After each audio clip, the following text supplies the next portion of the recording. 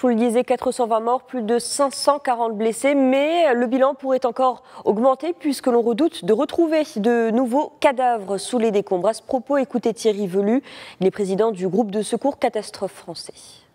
Pour les secours, malheureusement, après un tsunami, c'est de rechercher les victimes qui ont été ensevelies. Alors avant, il y a eu un séisme, donc en hauteur, il peut y avoir des victimes qui sont sous les décombres et ces victimes peuvent être localisées par des poches de vie, donc localisées par les secours. Et malheureusement, si les personnes ont été prises par la vague, bien entendu, bien souvent, les personnes sont malheureusement décédées parce qu'ils sont immergés et ils sont noyés au moment de l'arrivée de la vague. Donc là, la priorité, c'est de rechercher le maximum de personnes qui seraient encore vivantes et coincées dans des zones de survie.